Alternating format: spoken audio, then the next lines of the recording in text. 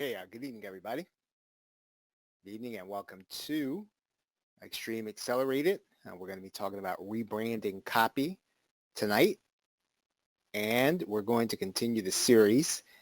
And when we left off, we were talking about rebranding. So what I want to do is I just want to recap, what we're talking about when we mean rebranding, or what are we trying to do with the branding process. And then I want to talk about what you're going to do in particular with your PLR copy, right? With your PLR copy. If you have any questions while we go, please feel free to write it there in the box. Hello, Dana.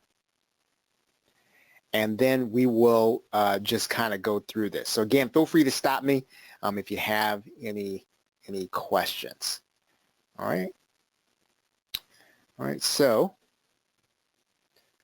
let's talk about rebranding copy. Rebranding copy. So what's rebranding?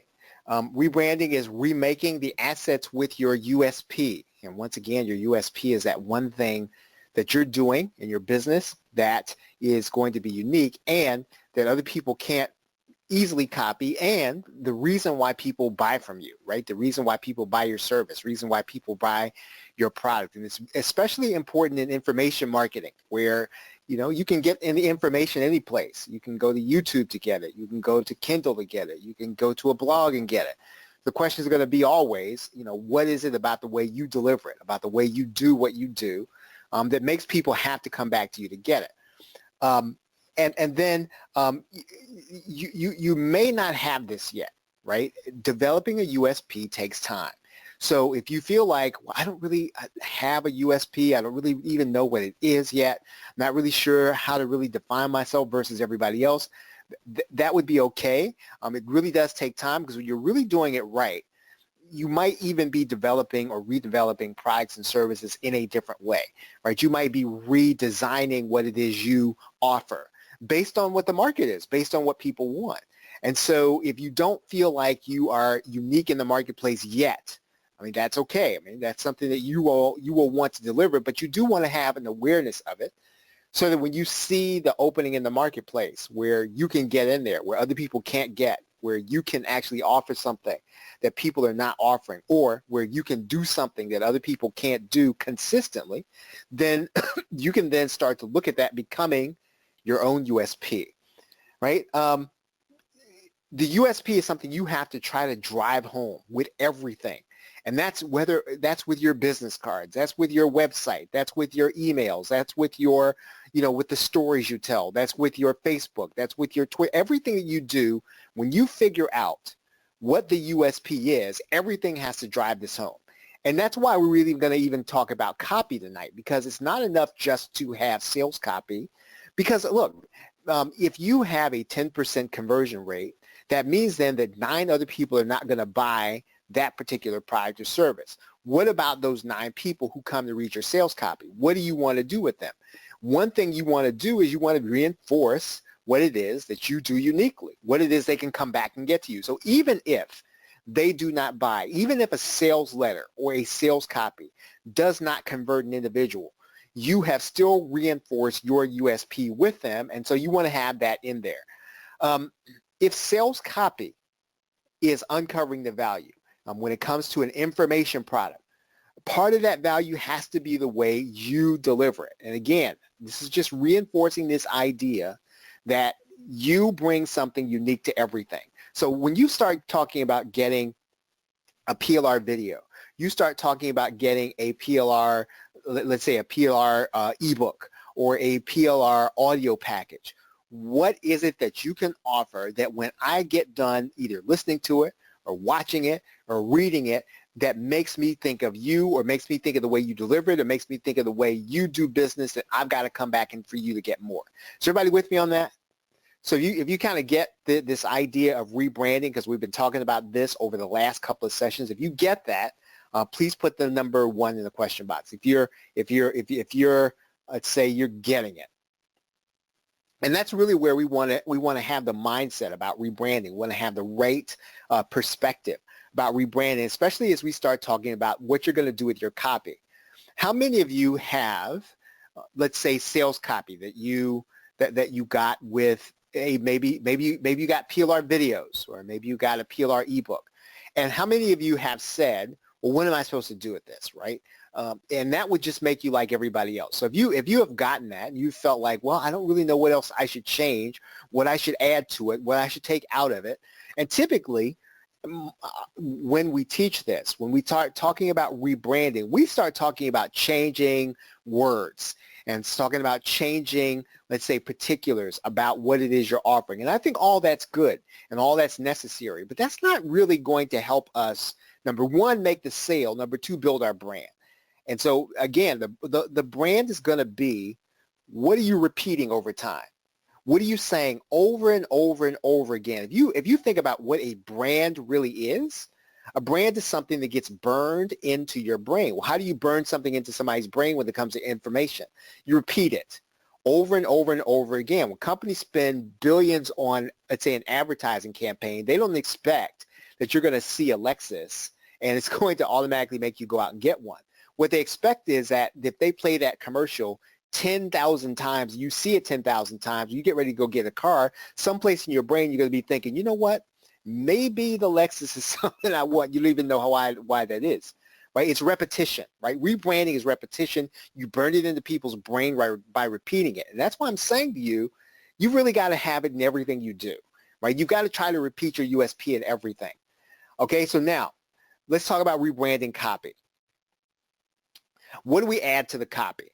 So you have this PLR sales page. You have this sales copy. Maybe you have a Word document. Maybe you have an HTML file. So don't worry so much about the coding, because that's not the issue. The issue is you can get someone else to do the coding, right? You can outsource the coding for little or nothing. So don't worry so much about making it look like something. What you and I have to do is try to figure out what needs to go in that copy, number one, that's going to help me to make the sale. Number two, even if I don't make the sale, it reinforces something that I'm trying to get across to my customers. If they're one of the 9%, let's say they're the 90% that don't buy, what have I said to them that makes them want to come back? So you want to add to those things that make people want to buy. You want to add things that are going to be unique to you and your offers, right? So what's in copy? And this is something that, I don't want to spend a whole lot of time on. It's something you already know, right? We already know what a headline is, right? Your headline is going to be the first thing people see.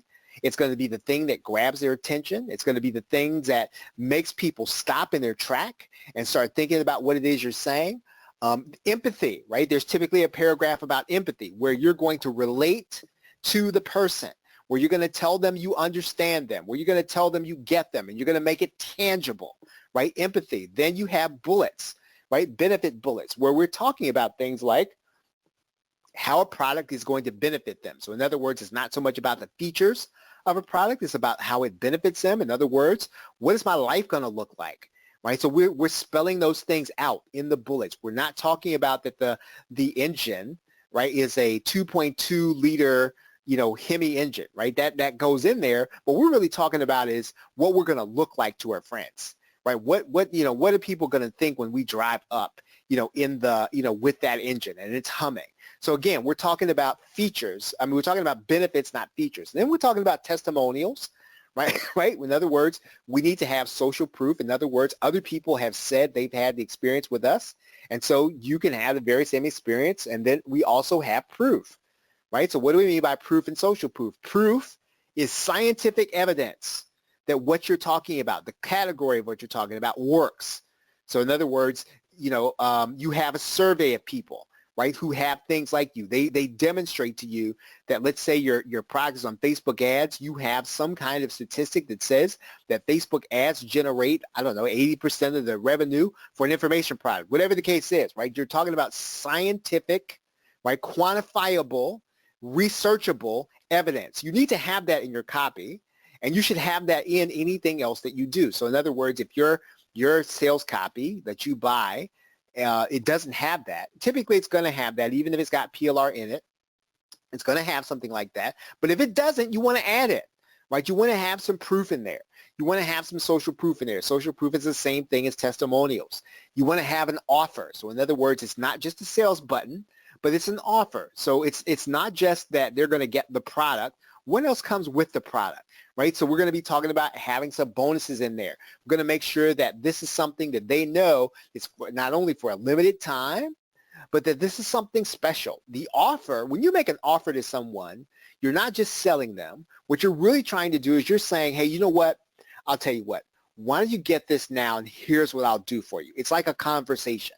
An offer is a conversation with your customer, saying to them, it's almost like you drawing close to them, drawing them in, talking in a really hushed tone and saying, okay, look, I'll tell you what. Here's what I'm going to do for you. That's the offer. We're talking about a guarantee, right? What your guarantee should have something in it. So in other words, let's say I don't like it. Let's say that I don't really like what I have. What is it? What is you're going to do if I don't like it? And then some kind of scarcity. All those are going to be part of your sales copy. Now, again, that's copywriting in about 10 minutes, right? And obviously, you know, some people spend their whole life teaching copy and writing copy, and that's just an overview of copy, but that's basically what should be in your sales letter. And if those things are not in there, you have to get them in there, right? So let's say that the copy you buy, you go through this list, and you don't see any proof in there, then you need to go find some statistics. You need to go find some scientific proof. If you don't have some testimonials in there, go get some testimonials about you, right? Now, let's say you get PLR. Obviously, you're not going to be able to get testimonials about the person who wrote the PLR, but you can get some testimonials about what the experience is like buying from you, right? What is it like dealing with you, right? You should be collecting testimonials all of the time. Now, so now when we start talking about rebranding, what can I change with this, right? So I've got this PLR sales letter. What can I change? What should I be changing? What should I be looking to change? What should I be looking to add to it? What should I be looking to take it away? What elements can I or should I be changing in the copy, right? So now, what makes copy usable, right? So let's start talking about how do I change the empathy. So in other words, if I'm going to empathize with someone, I'm going to do it according to my USP. If I am going to say that I understand what it's like to to not get traffic, but I'm going to understand that how, right? I'm going to understand that from the perspective of what I do uniquely. So I don't want to just say that I understand, let's say that, you're not getting the social media traffic that you need. Let's say we're talking about Facebook traffic. And if I'm not a Facebook ads expert, I don't really want to even get your mind going into Facebook ads. What am I going to add to the copy? I'm going to add something in there about how organic traffic really converts, right? I'm going to empathize with people about what it's like not to get that organic traffic. If I'm not going to be selling Facebook ads, I don't want to talk about that, even if it's effective. When I empathize with somebody, I'm going to empathize with them based on my USP. It has to be in the copy because, again, remember, if somebody doesn't buy from you, that's fine, right? 9 out of 10 people aren't going to buy from you, but it's okay at that if they go away knowing what your USP is. So when you empathize in the copy, when you are understanding who they are. In other words, the empathy part of the sales letter is where you are going into great detail, spelling out to the individual, saying, you know what, I understand you. I get you. But that has to be done from a perspective. It has to be done from the perspective of your USP. You can make your copy usable in terms of proof. What is the scientific reason for them needing what you are offering? Right now, again, that's what proof does. But again, we come back to the USP. What is the scientific reason that you do things the way you do them? Right? So let's say that, you don't use Facebook ads. You only use organic traffic. You don't rely on Facebook ads, or you don't rely on Facebook at all. Right? What is the reason for that? What is it that makes the way you do things necessary? Why is it that people need to consider the way you're doing it? You should have some science on it. You should have some verifiable, something quantifiable that you can say. And again, all this does when you bring that third-party information in, all it really says is, hey, I've got credibility. I'm not just winging this, right? There's a reason for this. There's necessity in it. And I do this because there's good, solid evidence as to why I do it the way I do it. Proof is necessary when you add to the copy. Now, again, I know that this sounds like, well, man, I bought the PLR so that I wouldn't have to do all this stuff. And that's understandable. But if you really want to make a sales letter effective, right? If you really want to make it, you tailor that sales letter to you. You tailor it to your business. Now, again, all those other elements that I just talked about previously, the headline, social proof, all that stuff needs to be in there, right? So if you don't have that stuff in there, then you've got to make sure that gets in there.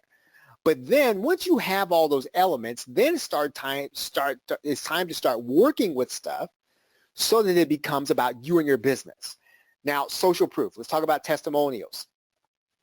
Always be gathering testimonials about you and the way you do things, right? Right now, if you're not gathering testimonials, start doing that, right? And again, this is a discipline, and it's not something that I'd say falls to the top of people's list. Typically, I mean, what comes to the top is making sales, and I understand that.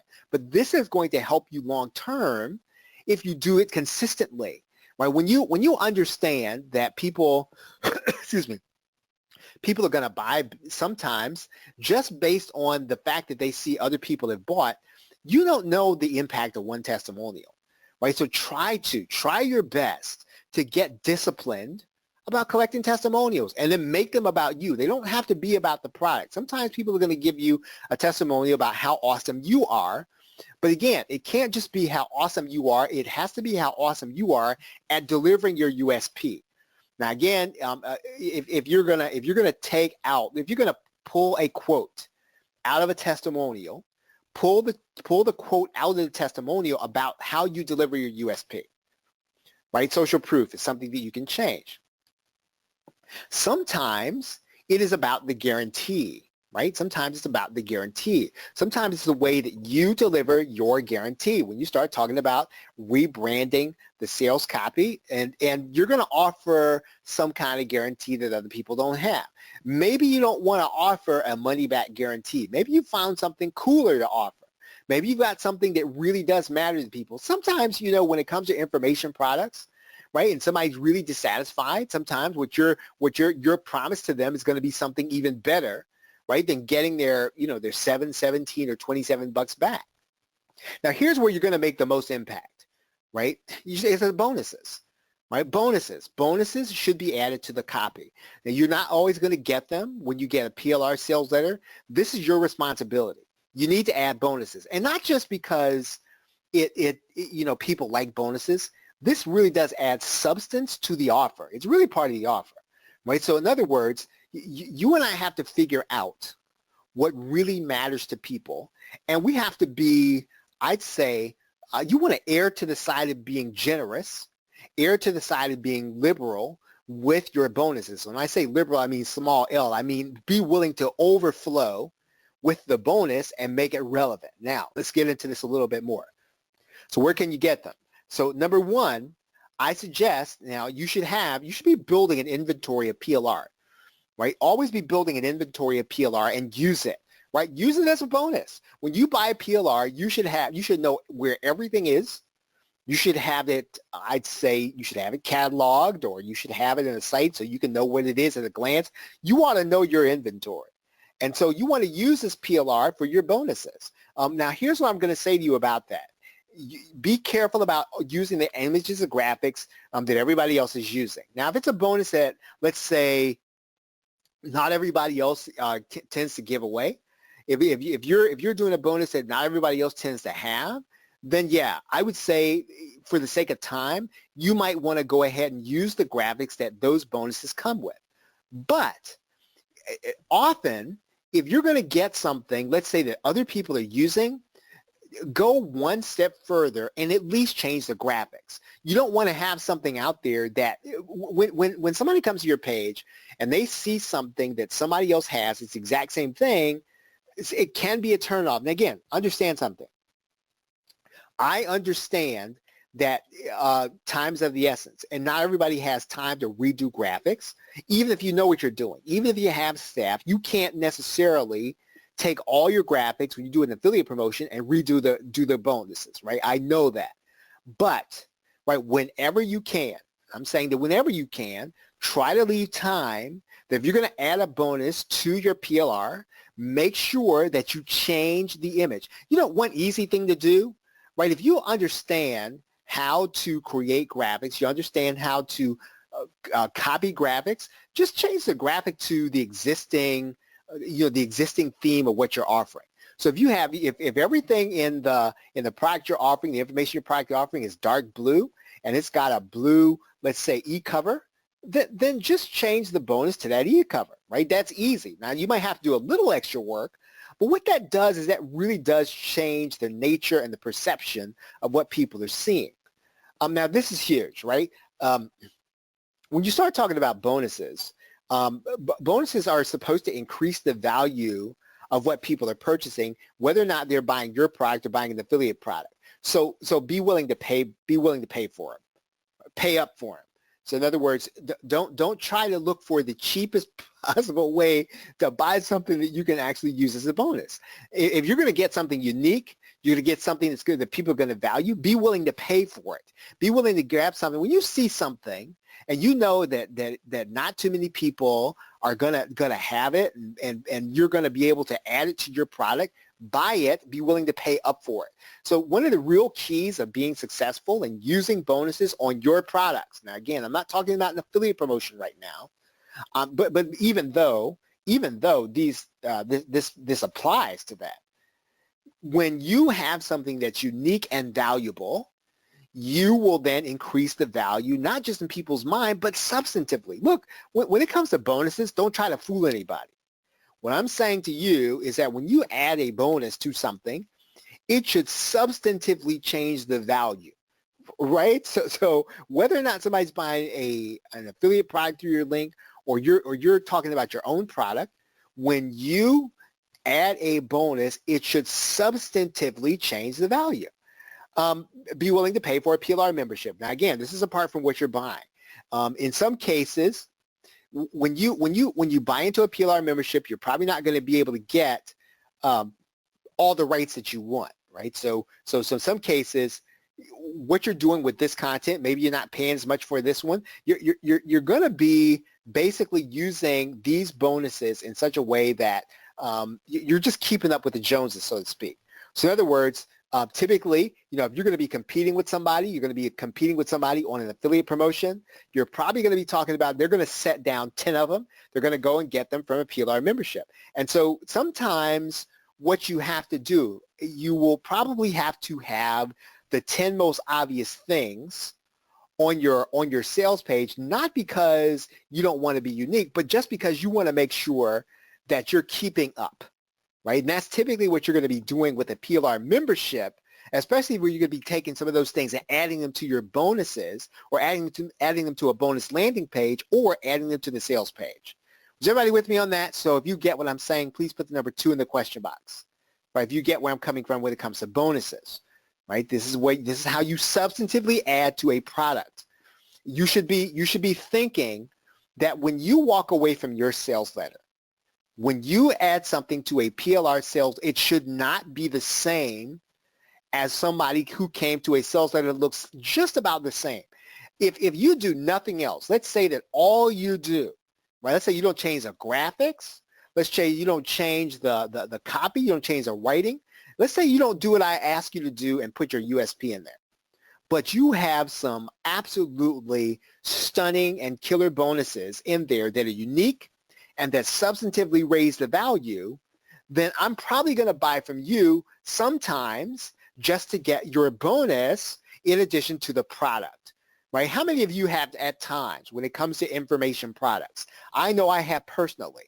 How many of you have at some time you have purchased an information product just because of the bonus that the person offers, either on their sales page or as part of their affiliate promotion? I do that all the time. And so other people are going to do that too, because it works. And it only works, though, if you go and find something unique. It only works, though, if you find something that's worth my time. Right? So if you just go get something that everybody else has, it looks like everything else somebody has, it's not going to be worth my time. I might as well buy it from somebody else. But if you've got something that, man, you may not have all 10 of the things that the other people have, but you've got this one thing, man, that I looked at your page, I said, you know what, that's what I want. I'll get it just for that. Right now, This is really important, this part of it. Be willing with every PLR package you get, and you should have your eye on what the components are. Always have your eye on what the components of any PLR package that you buy. When you get something, especially if you're going to be using it as a bonus, you can use specific assets when you're gonna place a bonus. So what do I mean by that? Well, let's say that all you're going to take out of a particular PLR package is going to be the lead magnet page. That's all you want to use. And so what you're going to do is you're going to add that to a particular product because it fits, right? So it's not just that you put the entire product on the sales page as a bonus, right? That doesn't always work. It's not necessarily all that effective all the time. What people sometimes process in their brain is that you have made it relevant. And if you can take out, sometimes it is more relevant for you to, if you're going to use a PLR package as a bonus, it's better to go inside of that package, take one element out of it, and add it to the product that you're trying to bonus up. Does that make sense? So if you get that, please put the number 3 in the question box if you understand what I mean by that. Take one component out of a PLR product, take one component and add it, as opposed to just slapping it up there, right? That's not always going to work. It's not always going to be effective. And if you really want to stand out, you really want people to remember you, sometimes you just take one component. Now, be willing to create something yourself, right? Be willing to create something yourself. And this can be difficult if you've already gone through the process of creating something for a product launch. You created the product and you think to yourself, well, man, now you know Charles is saying I have to create a bonus too. Let me tell you how to do this. First, you should be doing some kind of training on a regular basis, right? So if you're training in your niche, if you're training on a regular basis, you are going to have materials that you're going to be able to take from your training and you're going to be able to add to some of your information products. So once again, the training aspect of your business strikes again. If you are doing a regular training on a regular basis, when it comes time to add a bonus, you are not going to struggle. You're going to have one. And so you should always have something to offer. And again, I'm going to suggest that if you're not training on a weekly basis, start doing it. You might say, now, nobody's coming. I don't even know who to invite. Start training anyway, because when somebody comes by and they notice you have a training archive, they'll say, oh, well, this person's pretty serious. I'm going to start going because I notice they keep doing it and they do it week after week. Now, again, you can do it at whatever frequency that you like. You don't have to do it at the frequency that I say, but even though I suggest you do it weekly, right? There's something in our society, in the fabric of the way we view things. That's why television shows are weekly. That's why, you have the pick of the week. We still operate in, when it comes to information, when it comes to media, when it comes to entertainment, we operate on a weekly mindset. And so if you offer something, you're going to do something, you're going to podcast, you're going to train, try to do it on a regular basis, try to do it weekly. If you're doing interviews, right? If you're doing interviews of any kind, if you're doing a podcast, if you are doing a blog, if you're doing something like that, you are probably going to have bonuses to offer. Again, this is the case for doing a podcast. This is the case for doing some interviews. This is the case for getting other people involved in what you're doing, because as an information marketer, you need to have bonuses, and these bonuses are going to be unique. Now, in other words, you don't have to go trying to hunt down, let's say, a Facebook bonus. If you had a conversation with somebody about how to do Facebook ads and you recorded that conversation, all you're going to do is you're going to bundle it up. You might do a transcript. You go to Timmy.com. You have a transcript made. You bundle it up, and you give that away as a bonus, right, for buying either your product or buying a product through your affiliate link. Now, we're talking specifically about rebranding PLR to add your own bonus right now. But again, this also applies to the fact if you're also doing this to market an affiliate product. So we're talking about, what do you do with the copywriting that you get in your PLR package? Well, you rebrand it. How do you rebrand it? Well, you reemphasize your USP, and you basically are very you're very generous with your bonuses, right? Even if you have to go out and buy them, right, and you can reuse them, be generous and be consistent, right? Always, if you're gonna launch on a regular basis, try to add something that will surprise people. Try to add something that will make people smile or delight them. Try to make people think to say, wow, right? Oh, wow, whoa, this is cool, right? That is really the effect of a bonus. It's not that it's going to change the nature of the product. You're not trying to do that. You want the product to stand on its own, but you want people to get to the download page. You want people to get to the members area. You want people to get the first email and say, oh, wow, I got this is okay, wow, this is cool. Let's get into rebranding graphics. Let's start talking about rebranding the graphics that you get with your PLR. And if I were to ask you a question, and I'd like for you to just participate with me a little bit. If I were to ask you, who are the primary readers, right? If you had to guess, and let's try to break this down between male and female. If you had to answer the question of which way does written content skew, would you think that it would skew toward female readers or male readers, right? Which would you think? Yeah, and it primarily skews female. Written content primarily skews female, right? But what about video content, right? If I were to ask you, does video content skew male or female, right? Which would you think if I were to ask you that question? Okay, so yeah, everybody says male for the most part, right? And there's an article there that you can check out. It's from a site, and you can check them out on a number of sites, but I found an article that you can read that I listed here about YouTube statistics. And this is this is in general. Of course, it depends on the subject matter, but YouTube skews male, right, to about the tune of 63 to 38%, right? So video watchers tend to skew male. Right? Stuart says, yeah, unless it's something like fashion. I guess it depends on what kind of fashion, but yeah, everything depends on the subject matter. But in general, video viewing tends to skew male. What about audio content, right? What about audio content? If I were to ask you, does audio content skew male or female, right? Which would you say? What would you say? Does it skew male or female, right? And so I've got some mixed responses. Some say male, some say female. Yeah, and Dana's probably closest to the to the truth. It does skew male, but only slightly so. Whereas video tends to skew male, 62-38. Podcasting tends to skew male, 56-44, and even then, that tends to be tends to be males with higher income, right? Just so you'll know. So if you're trying to reach people using podcasting, it's probably slightly male, but the cutoff here is probably going to be people's incomes tend to be higher when they listen to podcasts. So there's just some interesting things to start thinking about. Okay, so why do I say that? Why do I even bring that into the forefront? We're talking about rebranding graphics. If you haven't read, it's been a book that we have been discussing called Building Your Story Brand. If you haven't read it, I really highly suggest that you read it.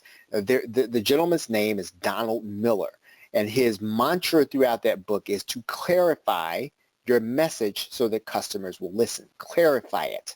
So in other words, be specific, say one thing, and then make sure that it is abundantly clear. Don't leave any, and he uses the word, don't make your viewer or your listener burn mental calories trying to understand what your brand is. If you have something, if you can say it with tangible words, if you can say it with word pictures, try to say it that way. But regardless, what we're trying to do within branding, whether it's graphics or even with our words, we want to clarify our message. We want it to be abundantly clear as to what it is we offer. Now, why do we do that? We talked a little bit about that last time, because your message ought to reinforce your USP, right? Your USP is what? It is your unique selling proposition. Everyone who markets information, right? We're basically selling a PDF. We're basically selling digital video. We're basically selling digital audio. But is that what we're selling, right? No, it's more than that. Is it the fact that we're selling a course that people can get anywhere? Well, no, it's got to be more than that too, because I can get that from any place. I can go and get a free tutorials on YouTube. Is it the fact that I'm getting cutting edge information? Well, I can get that cutting information sometimes for free. The question is going to be whether or not I come back to you a second time. And if I'm going to come back to you, it's probably going to be because you offer me something that I want that I cannot get anyplace else. And that is what your USP is.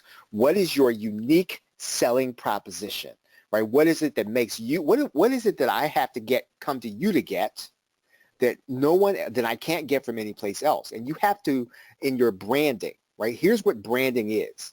It is making sure that I know that if I don't know anything else, right? If I don't remember anything else about you, about your products, about your service, that you have reinforced the fact that I can only get this thing or this set of things or this way of doing things from you. So your message ought to reinforce your USP.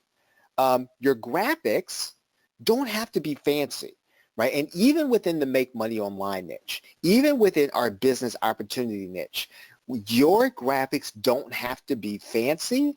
They don't have to be gaudy. They need to be professional. They don't need to distract from anything, but they do need to reinforce the message. And if you don't believe me, I'm going to show you a couple of things here where it's going to be clear to you that it's really going to be about what you reinforce. Now, again, anybody can sell something one time.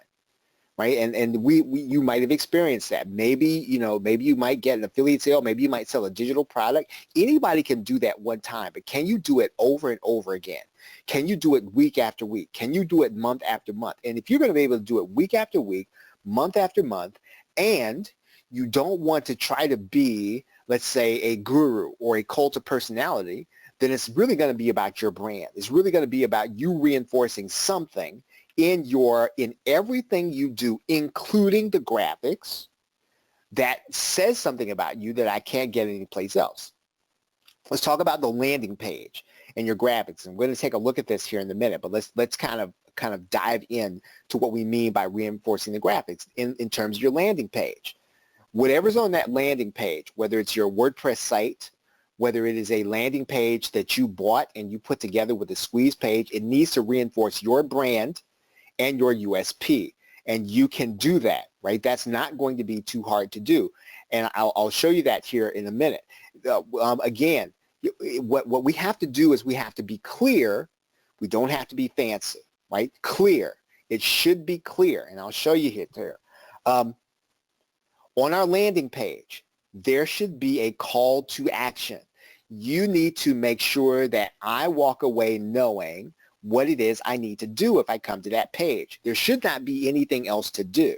Even if you reinforce the brand, even if you reinforce your USP, there should not be anything else to do. But you do have to reinforce your brand. And again, now,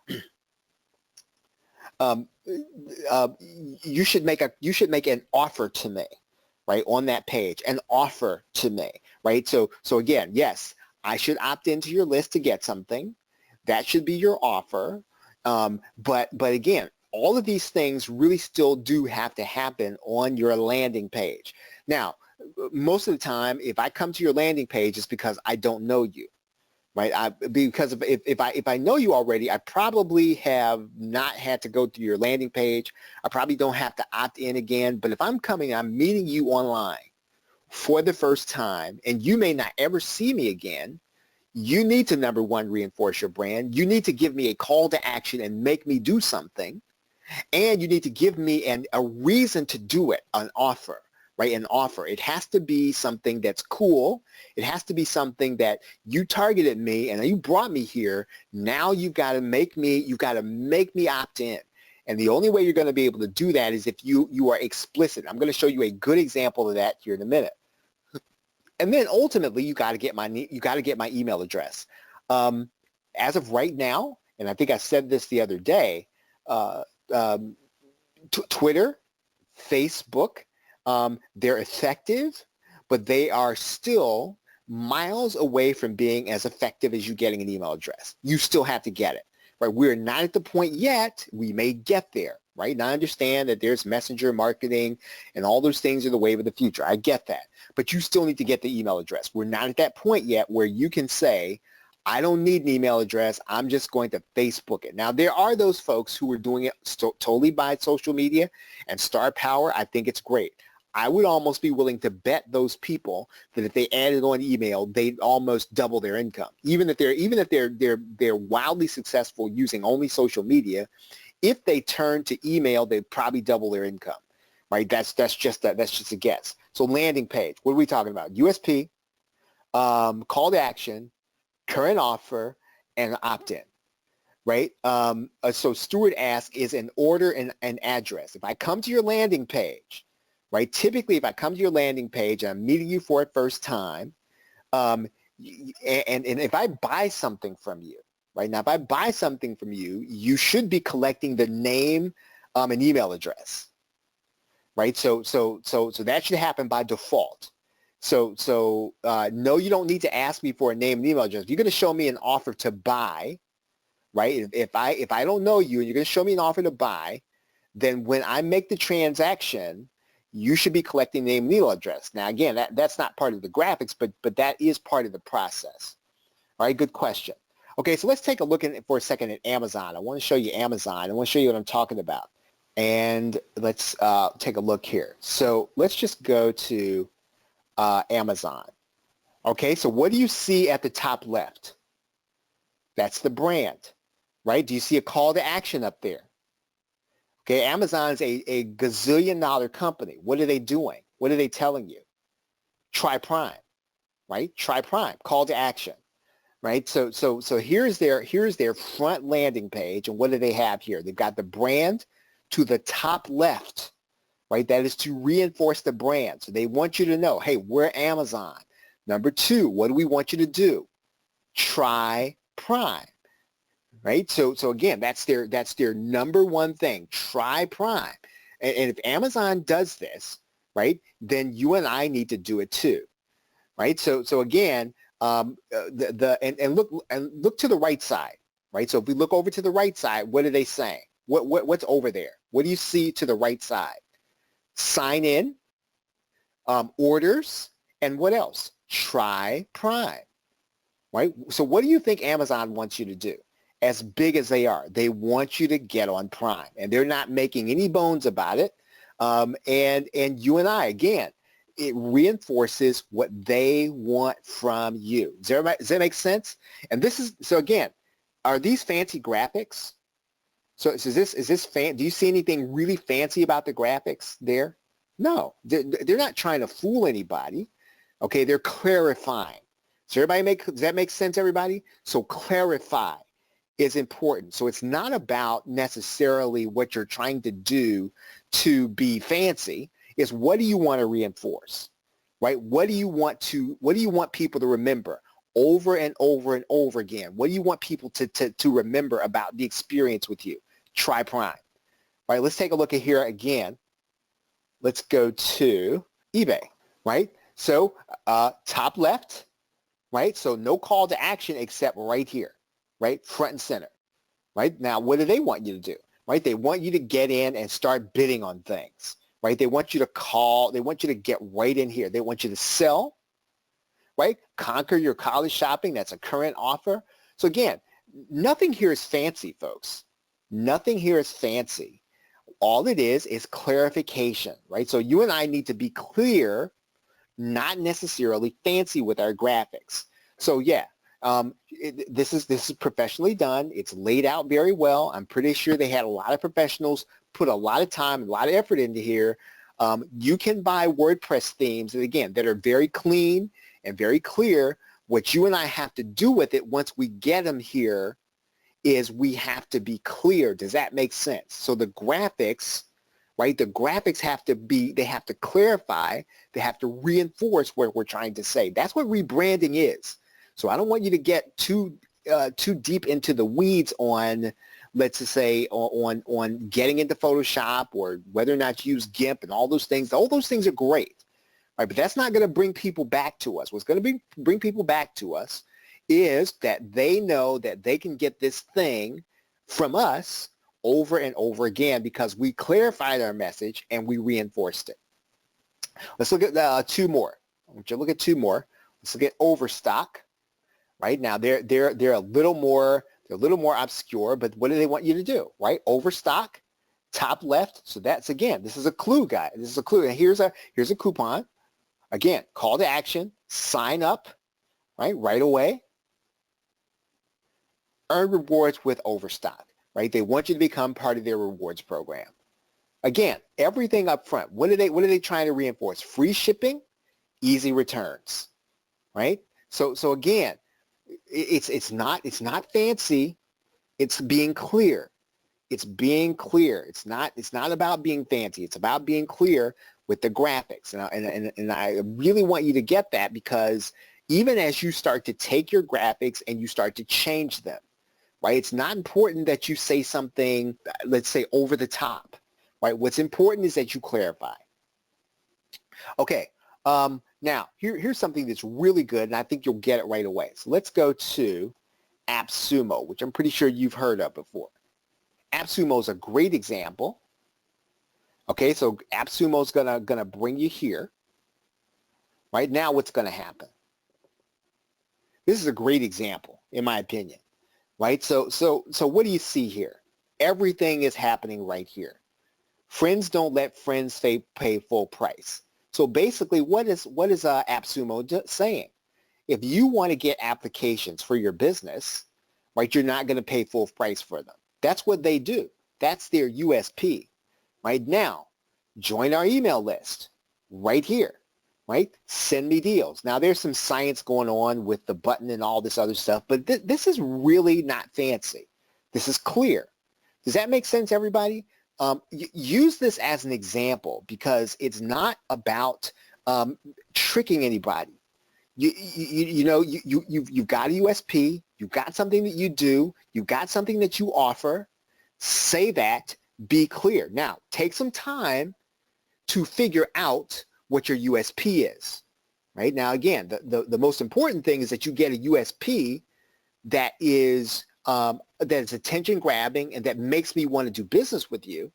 But once you've done that, right? Once you've done that, the work with your USP, this is what you can do with your graphics, right? When you bring people to the page, you just reinforce your USP. Okay, so the opt-in page we just looked at, brand and USP and call to action, right? That's what you got to do, right? So again, it doesn't matter what you get with your PLR, right? So if you get something with a PLR, what you've got to make sure it does, and what you don't want to do is you don't want to be in the habit of, they gave me these words, so I'm going to go and I'm just going to change all the words over to my words.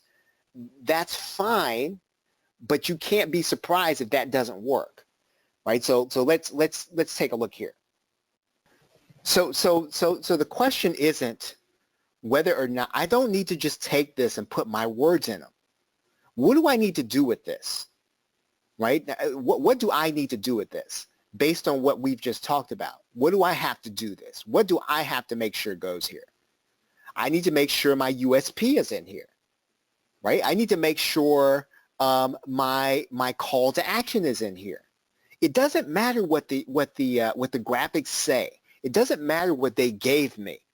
What matters is what I put there. And what I put there has to be what? It has to be my USP. It also has to be my offer. So it's not just a matter of of changing the words to my own. What I have to do is I have to say the things that are going to make people want to do business with me. Does that make sense? Right? So that is what we have to do. So yes, we got the graphics here, but what I have to put in here is I've got to make sure my USP goes in here, and I also have to make sure that my call to action goes in here that makes sense for my business. Right? Okay, now, okay, for the sales page, okay, header, brand USP. I'm going to show you this here in a minute. And then call to action. Let's take a look at this right now. So I'm going to go and let's open up. Okay, so here are the PSD files for a PLR product. So let's first look at the header, right? And I'm not gonna resolve that right now. Okay, so what can I do with this, right? What could I do with this header? What maybe one thing that I could do, right? And if I'm not graphically inclined, I can get somebody to do this. But I'm going to try to, number one, I want to, in this corner, right? I want to do something here to reinforce my brand, right? Let's say that I change the title to this. Do you think it matters if I change the title to another product? Well, it matters a little bit. What really matters is what I say to people about me, what I say to people about what they're going to be getting. What do I saying to people who know me already? I need to reinforce my own brand on this on this header. And so basically what that's going to mean is I might do it here in this area, using the powerful features of GetResponse to build your business, right? Maybe I'm going to change this. And I'm going to, let's take this out, and I'm going to write in some text here. On screen video tutorials, maybe I might say that. And maybe let's say I might say let's say I want to say in 30 minutes or less, right? Maybe I can say that. Right now, I want to say this, right? Now, and I want to say something like that, and I want to say something like that in everything I'm going to be selling. Why? Because what do I want people to remember? Because I don't want people to just stop at buying, let's say, this GetResponse. I want them to buy, let's say, Aweber also. And if I'm going to be let's say that I'm taking this PLR and I'm changing it to something that I want to sell. Well, I don't want them to stop at GetResponse. I want them to stop at nothing. I want them to buy everything. And so what I want to do is, instead of reinforcing just the product, I want to reinforce my brand also. Does that make sense? Okay, so Amanda has a question, right? And Amanda's question is, should you change your brand colors? Should I change this to my brand colors? I think you should, right? I think you absolutely should. So for example, I could then take this layer, and let's say I wanted to change this, and I wanted to change this color to something else. And for the sake of time, I'm just going to change this color some, right? So yeah, so in other words, yes, I definitely want to change my brand, right? I definitely want to change my color.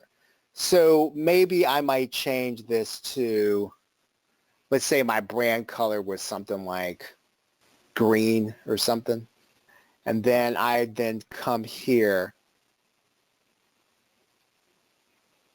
and then I paint, right? So yeah, so I would want to make sure I changed this to my brand, to my colors. Probably one of the best examples of this, right, that I've seen inside of our space, and I'm gonna tell you about this here in a minute. That if you're going to change something over, right, you really do have to know who your customer is, right? Understand who your customer is. And if you're going to have a brand, or you're going to have a theme, make sure you understand kind of who's going to be buying. For example, and let's go here. Probably one of the best examples that I've seen of that are the ladies at Coach Glue. But I want you to take a look at their stuff. Okay, who is Coach Glue selling to? Right, who do you think they're selling to? Look at their graphics. Who are they selling to? Right, they're selling to women who aspire to be successful. Right, they're selling to women who aspire to be independent. Right, and so they're selling to women business owners, coaches, female coaches. Right, and so could I buy this, and could I sell to men? I probably could, Would it be effective? Not as effective as it could be, right? If I were to look at my YouTube channel probably falls along the same lines as the ones that you saw in the graphics, right? So in other words, my YouTube audience is probably about 60% male. And so if I were to go and I were to do this, it would require substantial changing. So, I mean, I would probably not be their primary customer, but they probably have enough customers that they've changed the graphics to reflect who they're going to sell to and to reinforce their brand. Look at the logo, right? Take a look at the logo. What does the logo say to you? Let's take a look at the logo in a new tab. If I can take a look at the logo.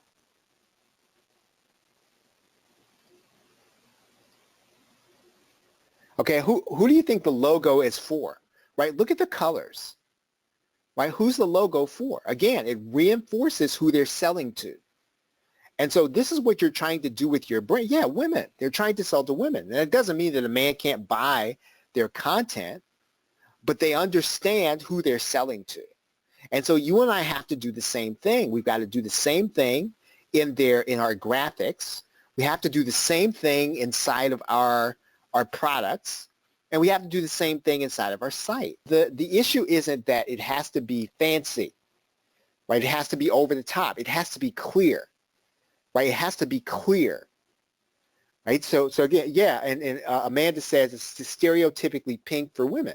Most of us, and I guess this is psychological in nature, but when our brains get something that we don't understand, it stops us. It keeps us from making a decision, right? When it sees things that it expects, right, it allows us to keep going forward. And that's really all they're trying to do.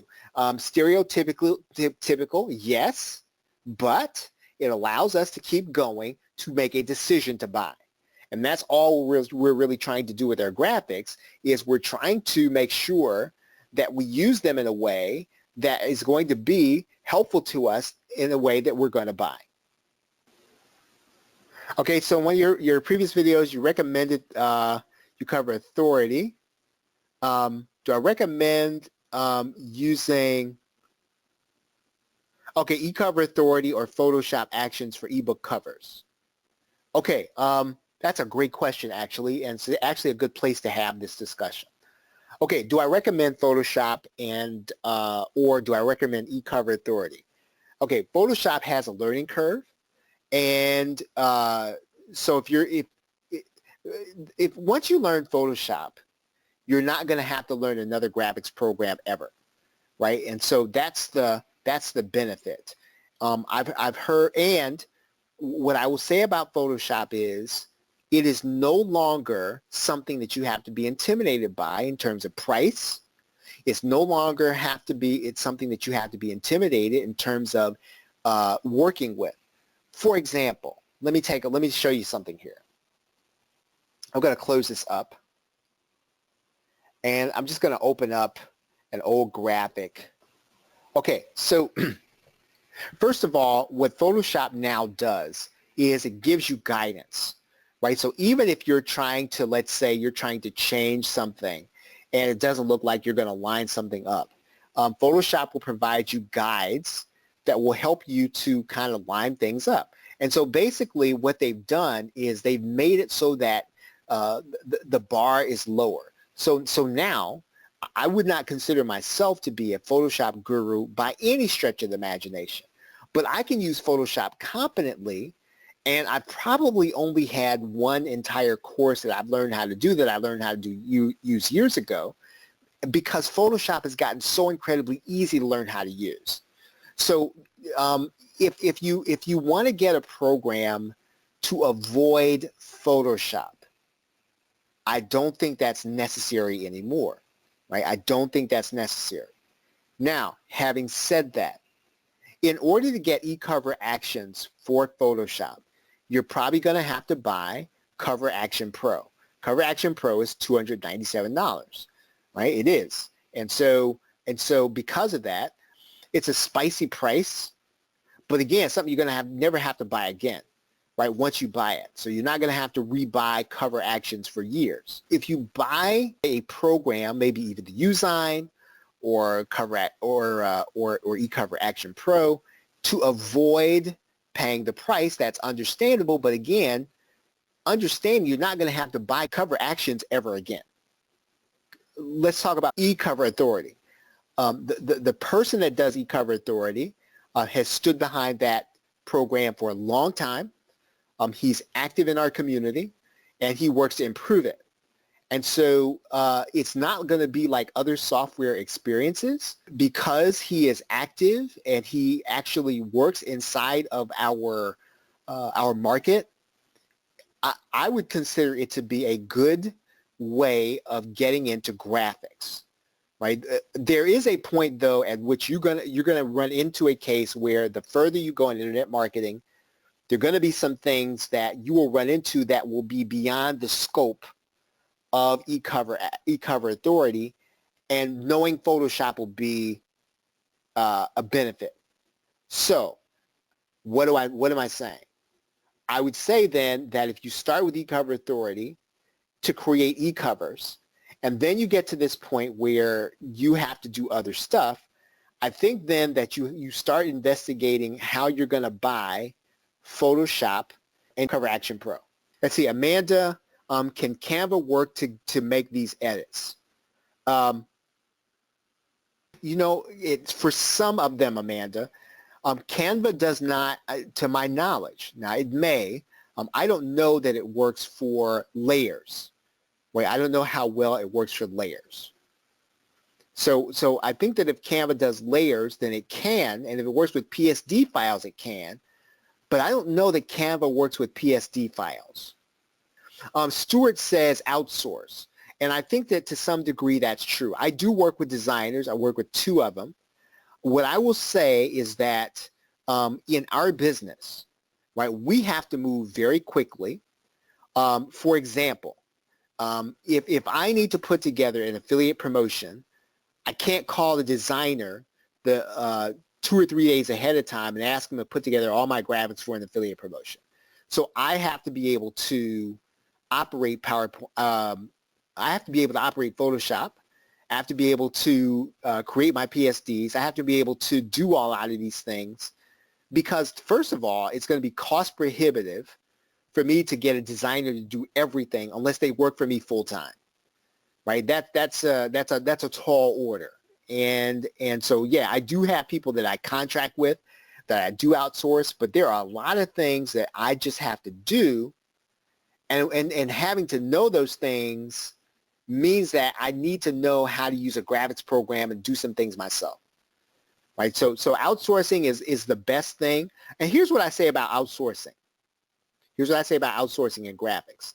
Number one, I outsource all designs. So I do not try to design. So if you're talking about trying to make a design and trying to make it look good and trying to lay out the stuff, I don't do any of that. So yes, in that case, I outsource everything. But if you're talking about turning a design into something that I can market with, I do that. I will do that work myself. And you and I will probably have to do that unless you have a designer working for you, solely for you full time. Right? So the only thing that I outsource, are designs, right? But the manipulation of those designs, right, I either work with somebody who is working with me or I do it myself. So basically, what is it that we're trying to repeat? And we have been talking about this during the Rebrand Mastermind, and that's this.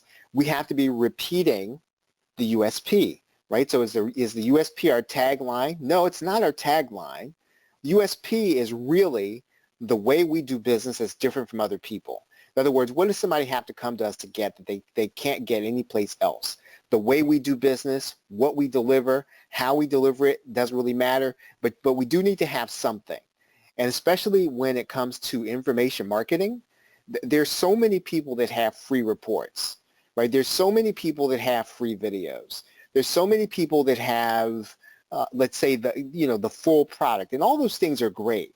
Uh, but now if you're going to set yourself apart, if you want someone to say, I have got to have that, then you really do have to have something that you do uniquely over and over again, better than other people, that you want to say to people over and over again. It doesn't have to be much, but it does have to be something. And you should be emphasizing whatever your USP is. And if you don't really have something ironed down, take some time really and think about what that is, right? The USP is really what comes back down to what's going to separate you from everybody else. And again, especially as information marketers, where everybody's a social media ninja, everybody is sort of knowing, everybody's a coach, right? So probably you're great, but there are a lot of good people out there and they're just as great as you are. And sometimes it doesn't matter whether or not they're better than you or you're slightly better than them. It is really a matter of you being clear and that you repeat over and over again what people are getting uniquely from you, right? So now, when it comes to rebranding text, you need to have something that you're repeating. That's your USP. You need to be something that you're advertising, right? That's your call to action, right? What do you want people to do when they first meet you, right? That's what I call advertising. If I don't know you, you are advertising to me. What are you going to drive me to? Typically, it's going to be an opt-in page, and you need to have a call to action to that opt-in page that's going to be strong. It needs to be one line. It needs to be something that you can say succinctly. It needs to be something that when I look at it in text, I know it's for me. I click on it. I go to your landing page. That's the next step. It should drive me to click that link. It should drive me inside of your text document. It doesn't matter what the text document is. Even if you're dealing with literally a TXT document that isn't clickable, you should have something in that TXT document that's a call to action that says to me, hey, you know what? If I go here, something's going to happen. Something good that I want is going to happen. And so you got to have that also when you're rebranding text documents, right? Again, you might feel like, well, it's just a Word document or it's just a PDF and, I got it as part of this, I got it as part of this package and I did a giveaway and I already got their name and email address. Well, that's fine, even if you already got their name and email address. You want to have some opportunity to drive them to your call to action. Now, why do you want to do that? Sometimes you'll get a name or an email address that might not be their best one. But if you have a great call to action where you've got something that they've got to get, then they're going to give you their best email address because whatever it is you're offering at that point, they don't want to miss it, right? What are you promoting, right? So in other words, you need to have something that you're repeating. You need to have something that you are advertising in your text document. You need to have something you are promoting. What is your most recent product? What is your most recent offer?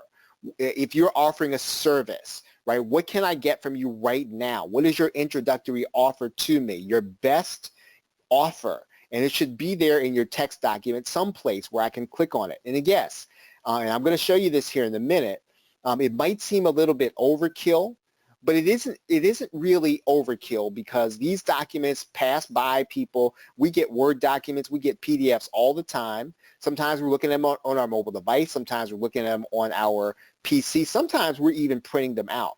And so you have to be able to have something that you're promoting, something that is your most recent offer, your most recent promotion, your top stuff that I can get right now. Now, one of the things that I suggested that you do, that you have something. And let's just take a look at this. If I go to this site, and what I'm going to do is remember I have a plugin here that is called Affiliate Link Cloaking. Let's see if we get to it quickly. And remember now, this plugin, Affiliate Link Cloaking, allows me to do something like this. I'm going to add a new link. And this is going to be my domain name, whatever my domain name is, right? What do I want to do? Well, what I want to do is I want to have something like new or recent, right? It's good. And this then becomes interchangeable, right? So anytime that I have something that's new, I want to switch out that offer, right? I want to switch that out so that whenever somebody clicks on the new thing or I place that new offer, right, you can place it in some place. Yeah, somebody else said they've got Pretty Links Pro. It's pretty much the same thing, Jim. I know some of these attempt to keep the link hidden. Some of them attempt to hide them. I don't know how successful they are in encrypting links anymore. I think Google can see through those links, but I don't really think you have to encrypt them. I think as long as you have something that's always new and that you can switch out this offer so that whenever somebody clicks on that domain, on that URL that says yourdomainname.com/new, they're always going to get your most recent offer, right? So you don't have to change out change the URL in all your documents. So in other words, the only thing you're going to be changing out, you're going to change it out inside of your site. You're not going to have to go back and change all of your documents, right? You want to have one link in your documents, and then you want to change out that document. Okay, now the other thing that you and I have to do before we set up our call to action, because the call to action is going to be the most important thing, right? Because most people in the world don't know us yet.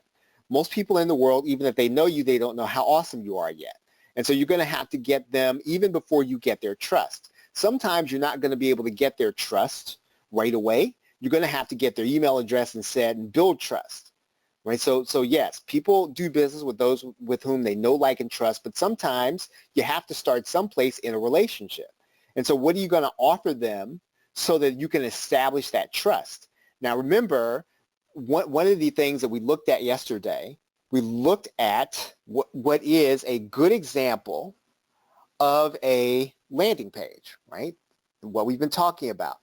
Let's go to the AppSumo landing page. Okay, so this is going to, in a minute, it's going to switch up here. Okay, now, remember, what do we like about this landing page? Everybody remember? Number one, now, I mean, it doesn't really matter about the company and the logo. Here's what we have. We sort of have their USP, right? Which is they do small business software, right? Friends don't let friends pay full price. Join our email list and get software deals delivered straight to your inbox, right? Very simple. You don't, and now one of the things that I want to point out to you again that we pointed out in the rebranding graphics section is that it doesn't have to be fancy. It's really about the message. Do I want this, right? Would I like to have software deals delivered straight to my inbox? I probably do. And so what you've got to work on more than anything else is the USP, right? The USP is what will get people to opt in. It's not going to be the fact that you're giving away something. It's not going to be the fact that you're giving away a free video. It's not going to be the fact that you're going to give away an e-course. Listen, e-courses at this point, before somebody knows you, I'm talking about when somebody first meets you, you have to give them something based on their self-interest, right? This is about me, right? When I come to this page, it's all about me, right? They figured out it's all about me. Do I want software deals delivered straight to my inbox? Yes. I'm going to put my name and email address in there and click the button that says send me deals, right? So basically you and I have to put something together on a landing page first, right? And I would suggest you do that before you start rebranding text. You need to have some kind of, I'd say, irresistible offer based on what you deliver better than anybody else, right? I don't know. Maybe AppSumo doesn't deliver this better than anybody else, but they do a good job of it. Whatever it is you do, right? Now, it's not even about you trying to copy off of them, but you should have something you deliver better than anybody else. It has to be something that's going to be irresistible. Right now, when we do this offer, right, I want you to notice something. I want you to notice the URL. The URL says appsumo.com/some other stuff here. Right now, when we do that, I want to take you back to the page that we looked at here before because it's important in this sense. And this is something, again, I'm pretty sure you know this, but if I go to the reading section of my WordPress site, now, if you're not using WordPress, I mean, that's fine. What I'm basically doing here is I'm setting up my home page so that when I send people to the home page, what do I want to send them to? If somebody's going to my home page, they probably don't know me.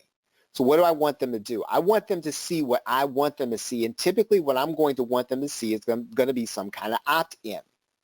That being said, let's say you don't want to do your home page as an opt-in. One of the things that you're going to be able to do and you want to have in your page builder, whether or not it's connected to your website or not, is that you and I have to be able to have something where we can clone, and this is what you do inside of Optimized Press. Now, I'm pretty sure you can do this in other senses, but you just want to be able to take your same opt-in page and click clone it, right? I want to clone that opt-in page, right? Just like I'm doing here.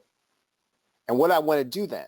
Well, what I want to do then is I want to make sure then that this opt-in page has a different address, right? I can change this.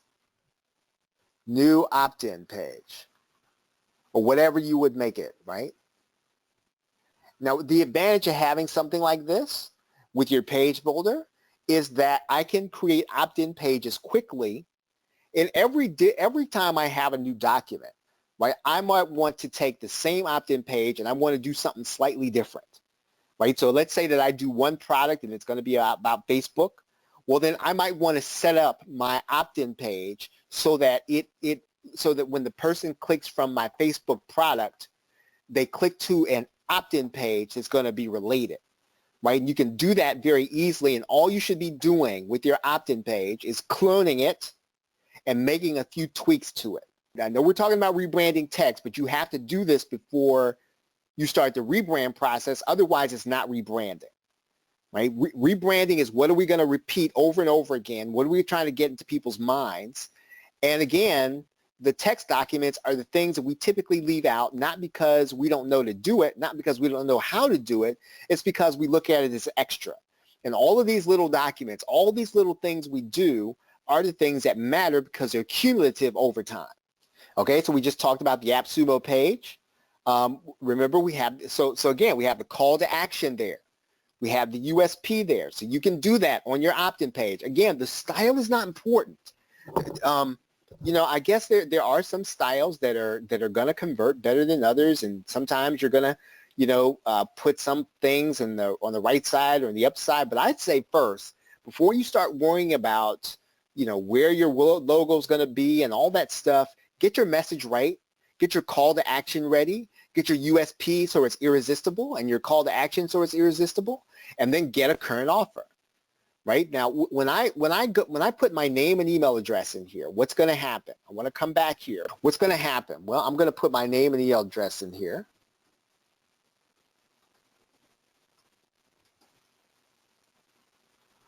Right, and then I'm going to click Send Me Deals. Let's see, no, I got to put my, okay, there it is. Okay, so now I just put my name and email address in there, and I get the current deal. Again, really, really simple stuff. That's the way it really needs to work, right? Just that simple. And you can do something that simple. You don't have to do anything complicated. What is your best offer right now? What is the best thing you have going right now? Right? Put that offer, make it available so that as soon as somebody opts in, they see this. Right now, yeah, they're going to probably get some emails from you, and you're going to tell them how cool you are and what they're about to get and all that stuff. That's cool. But you may not ever see them again. They may not ever get their email address. They may not ever go to their inbox. So now what you've got to do is you've got to make sure you've got to give them your current, your best, your coolest offer, right? Is everybody with me on that? Right? So again, before we start the rebrand process, this is the stuff you have to do first. I'm going to assume that you are going to set those things up. All right, so what is it that we can rebrand? What documents can we rebrand? Okay, so first, we can rebrand the ebook guide. Now, what I'm going to do is we're just going to pull open an ebook guide. Typically, that's going to come in a Word document of some kind. Let's just say that it's some kind of Word document. So where can we rebrand? What is that we can do? Well, we can definitely change the graphics, but I'm talking about going a little further than that. Probably the easiest thing for us to do is going to be, we're just going to double click right inside of the header. And what we're going to do is we're just going to put something in there, right? We're just going to, I think we can center in here, right? I think we can align in here, right? We align the text in here. And then we're going to put our call, we're going to either kind of put our USP or our call to action in here, right? We'll put your domain.com,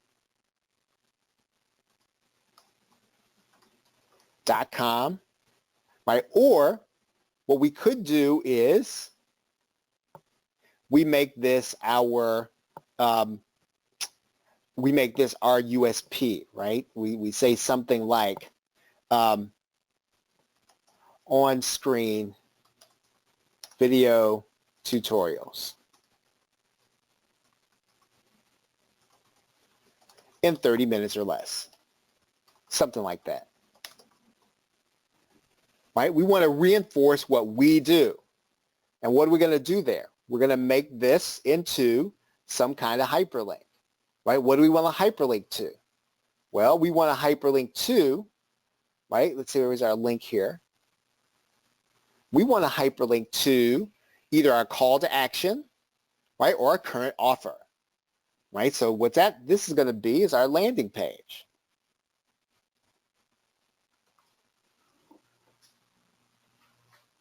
Okay, really simple stuff, right? So that every time somebody comes across this first page, it's always going to be there in the header, right? Call to action, right? Some kind of call to action. What can we also do?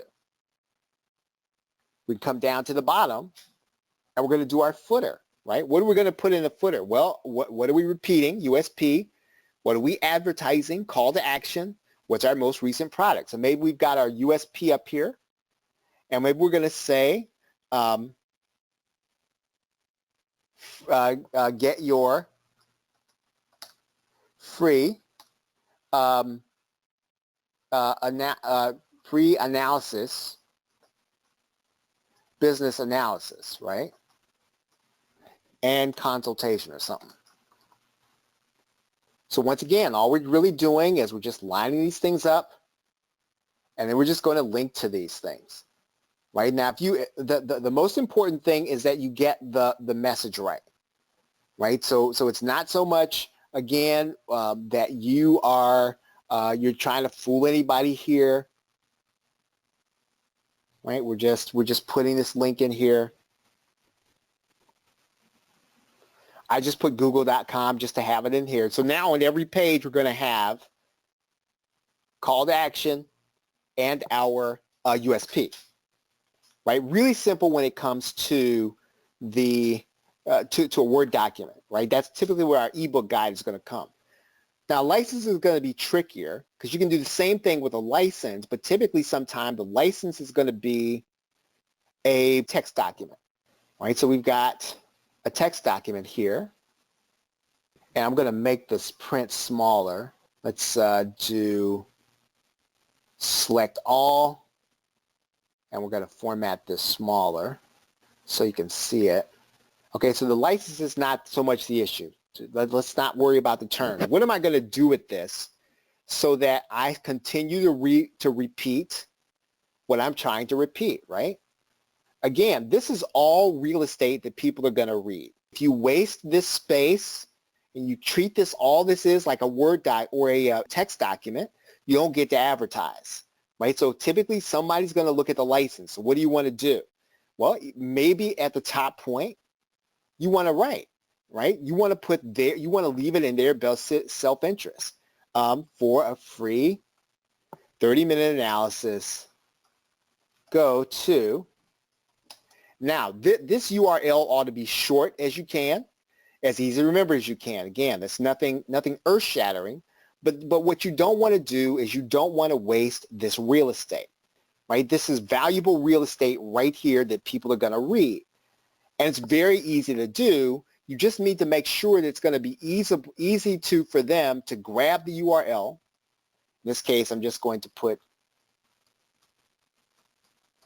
you want to make it easy for them to grab the URL, right-click it, and go to the site. Right, whether or not they're on their mobile device or they're on their personal computer. Right, what else can you do? Well, naturally, you're gonna put down something down here at the bottom. Right, typically, what I like to do, because they've already done the reading, you want to put this in all caps in some kind of way. Now, this is probably not going to be, again, the place for a message. you're going to want to put some kind of call to action that's going to be in their best self-interest here. And you're typically going to want to put this in all caps. I'm not going to walk through that process right now, but does everybody understand what I'm saying? Right, so if you get what I'm saying, please put the number 4 in the question box, right, with your text document, with your license that you are passing on. You have the opportunity to use that real estate, and you're just, again, you're just using it wisely, right? You're using it wisely. Every time you get a chance to put your message in front of people, you have to take the opportunity. It doesn't take a lot of brains. It doesn't even take a lot of fanciness. It just takes discipline. It takes a checklist. You need to add this to your systems and your processes, and then make sure it happens.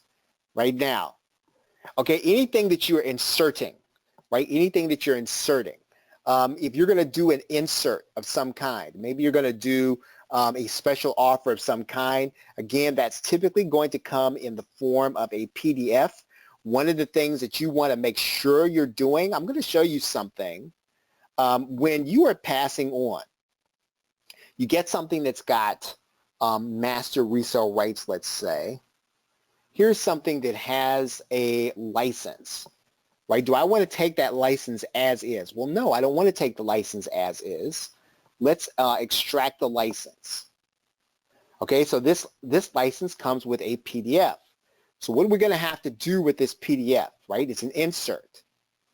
I need to change this license, and I also need to rebrand it. Now, again, changing it to make sure that everybody's got the correct rights is not rebranding. Rebranding is adding in your USP, call to action, current offer, right? All those 3 things. So when it comes to a PDF, if you have Adobe Acrobat, right, all you're really going to try to do here is you're going to try to save this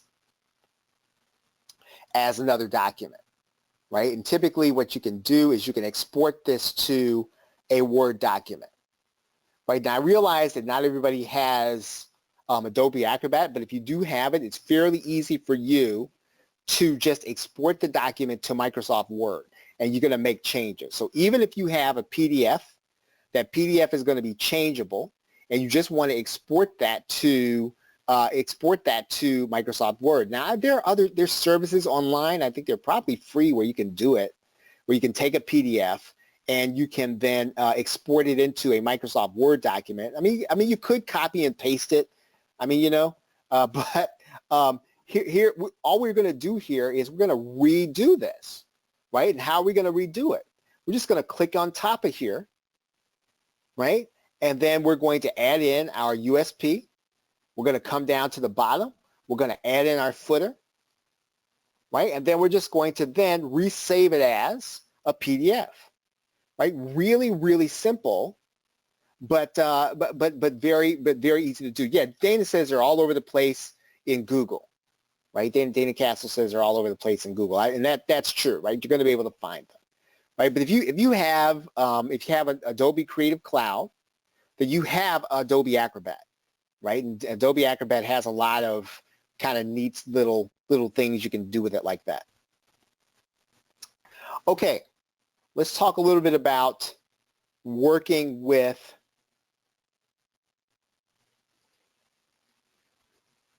your presentation, right? So you get a presentation. And let's see, I did the last one first. I already did the PDF. So let's go back and let's work with your presentation, right? It's a little different working with a presentation, but it can still be done. And so what do I want to do with this, right? What do I want to do with this? Well, I'm not going to do the header and the footer. I'm just going to go to the View command, and I'm going to go to the Slide Master, right? Now the Slide Master. So what am I going to do? Well, in the Slide Master, if you recall, if you've been through our PowerPoint course, you know that what you can do is you can take any of the master documents and you can place your call to action here inside of the footer, right? If you want to take any of the content slides, you can put this inside of the footer. Now, if you just want to change the whole thing so that everything that shows up, right, you take the master slide and you can make your changes and add in whatever you want to add in here, whether or not it's going to be your call to action or whether or not it's going to be your current offer. Right? Again, really simple, but you do have to use this master view in order to do that, so it'll show up inside of all of your your document when you're doing a PowerPoint presentation. Now, the other thing that you can do here, I'm going to go here right now. Let's close up that view. And one thing that you can do is you can insert what are called action buttons, right? You can insert an action button. So let's just say that we're going to have, let's put a 3D picture in here. Not that 3D matters, but let's just put one in there. Right now, here's what we can do uniquely in PowerPoint. PowerPoint now has what are called action buttons. Right? So now what I can do with this action button is, right, I can hyperlink to a different portion of the presentation, or I can hyperlink to a URL. Right? So I can do any of these things. I can hyperlink to a URL. I can hyperlink to a different slide. And so why would I hyperlink to a different part of the presentation? Anybody know? What would help me? What would help me if by going to a different part of the presentation? Well, they can go to the buy button. That's one thing. Yep, Jim, right? We can send them to a buy button. What else could I do? Well, one of the things that I could do here, that I suggest you do in any text document, is going to be, you want to work in areas that are going to be clickable, and you want to always create a reference page. Right? Now, again, this is a discipline. Right? Reference page is a discipline. And it's something that needs to be something that, I know it's not fancy, and it's not, let's say, super ninja, but it's something that people do sometimes, myself included, right? But it needs to be all the time. And you need to always have a reference page, and you need to always direct people to your reference page. What's going to be on there? Well, what's going to be on your reference page, that's where, if you're going to have affiliate links, yeah, a resources page, or Jim says that like a resources page. If you're going to have affiliate links, that's where it needs to be, right? But you need to draw people's attention to it. You need to tell them they're going to have a resource page. So where are all your evergreen offers going to be?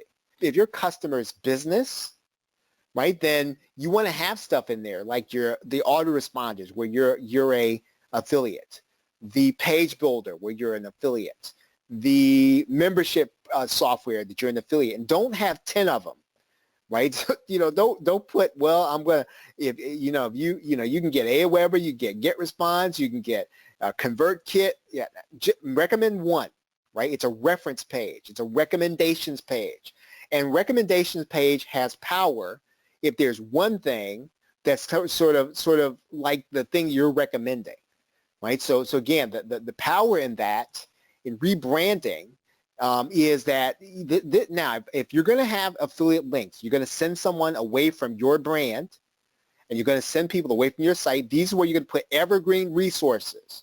And again, in my opinion, you should not be sending people to an offer that's going to be just a launch offer. In this case, right? Not from your product, not from your inside stuff. Again, find from an email, find from, your social media posts, but when it comes to your product, you're trying to keep money circulating inside of your business. Does that make sense? So if you're going to do that, do this on a resources page, right? But try to send people to links that you have. And again, I mean, this is where if you have PLR offers, you should have them posted.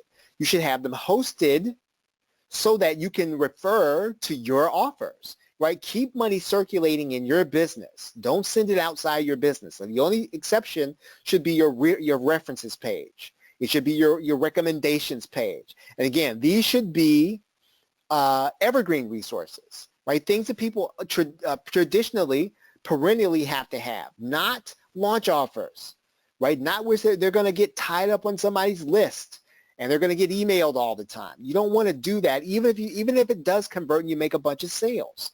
You're trying to build. Rebranding is about people repeating, understanding that they're getting value from you. And you can't do that if you're sending people off to affiliate offers all the time. And again, I understand that sometimes you're sending people to places where you're going to be able to make some money, right? You're sending people to places where you know things are gonna convert. But ultimately, you and I, if we get people opted in, and we've already got their attention, we have to at least try to get them to pay attention to the things that we are offering, right? Does that make sense? Right? So if you don't have these things in a system, put them in a system, and quite frankly, this is something that you can outsource to somebody.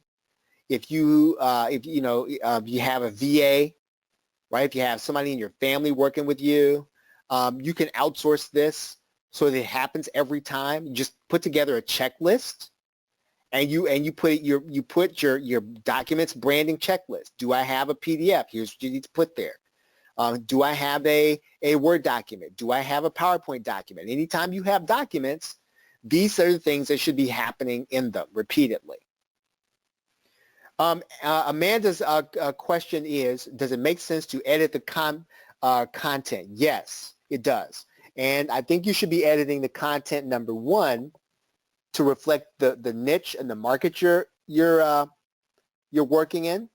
So in other words, let's say that the ebook is going to be about Pinterest, right? And the people that you are working with are primarily going to be, let's say, small business owners, right? Not so much, let's say they're not going to be other people like you and I. Let's say that they're going to be either small business owners or they're going to be business opportunity people. Well, everything in that ebook should be contextual for the group you're talking to. And so that means you're going to have to add some stuff in there where you're talking to the people about their business, about their kind of business. And it makes the ebook more readable, and it makes it more personal, right? And again, you're going to be able to add in, I think, some case studies and some personal examples of things that you know about, as well as things that are going to be relevant. And I think that's what makes it more valuable, and I think that's what makes it more readable and less generic.